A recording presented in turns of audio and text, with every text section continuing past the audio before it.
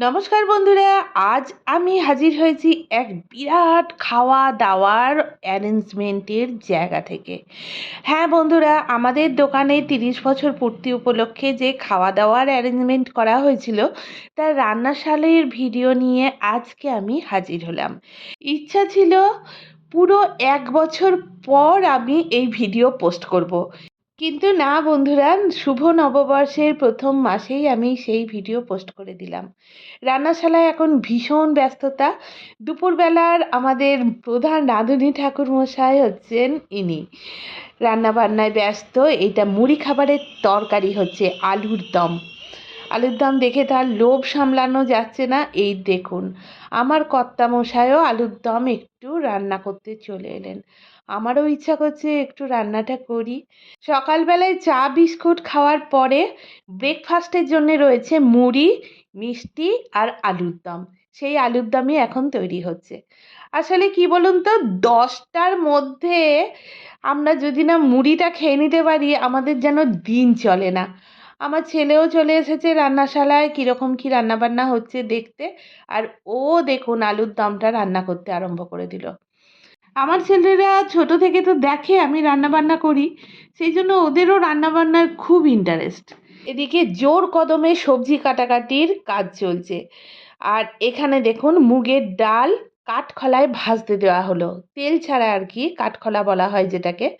শুধু কড়াটা গরম করে নিয়ে মুগের ডালটা ড্রাই রোস্ট করা। এই মুগের ডাল দিনের বেলাতেও হবে আবার রাত্রেবেলাতেও হবে, তাই ডালটা ভেজে রেখে দিচ্ছেন। যতটা দরকার হবে দিনের বেলায় রান্না হবে, তারপরেরটা আবার রাত্রিবেলায় হবে। বিশাল আয়োজনের ব্যবস্থা করা হয়েছে আজকে আমাদের।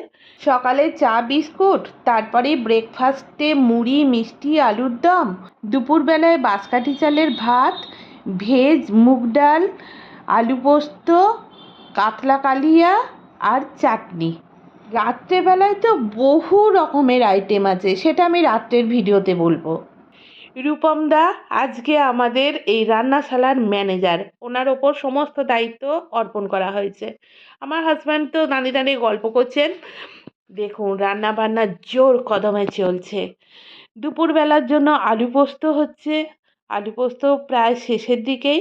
তবে এখানের আলু পোস্ত রান্নার রেসিপি আমাদের আলু পোস্ত রান্নার রেসিপির থেকে একটু আলাদা।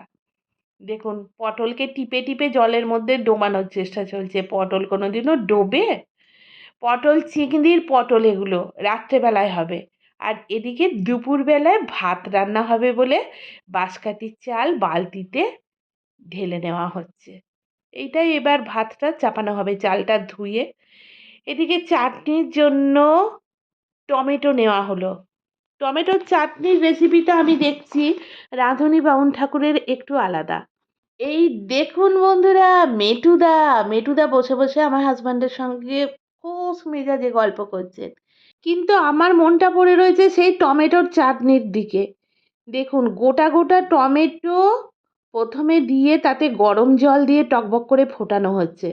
আর এদিকে আর একটা কড়াতে হচ্ছে ভাত। ভাতও প্রায় ফুটেই গেল। হ্যাঁ, এই দাদারা তো এখনও পটল ছাড়াচ্ছেন, রাত্রিবেলায় হবে পটল চিংড়ি। চলুন বন্ধুরা গোলার ডেকোরেশনটা একটু দেখে নিই। এইটা হচ্ছে আমাদের নতুন গোলা। এখানেই আজকে খাওয়া দাওয়ার ব্যবস্থা করা হয়েছে। গেট দিয়ে ঢুকে এই যে প্রথমেই ঘরটা দেখা যাচ্ছে মালা ঝুলছে, এখানে হয়েছে সত্যনারায়ণের পুজো। তারপরে প্যান্ডেল, আমার ছেলে এলো আমার সঙ্গে ঘুরবে। এই দেখুন গরমের জন্য ফ্যানের ব্যবস্থা করা হয়েছে আর প্যান্ডেলটা খুব সুন্দরভাবে সাজানো হয়েছে। এখনও চেয়ার টেবিলগুলো পাতা হয়নি। খুব সুন্দর একদম কালারফুল একটা প্যান্ডেল তৈরি হয়েছে। প্যান্ডেলে দেখুন ডেকোরেশন কত সুন্দর, ফুল ময়ূরের পালক এইসব দিয়ে, যেগুলো আমার ভীষণ পছন্দের। আর এই ভাই এখন চেয়ার টেবিলগুলো সুন্দরভাবে সাজিয়ে নেওয়ার কাজে ব্যস্ত হয়ে পড়েছে। হ্যাঁ বন্ধুরা, আলুর দম তো রান্না কমপ্লিট, একটু পরেই আমরা সবাই মিলে মুড়ি খেতে বসে যাব।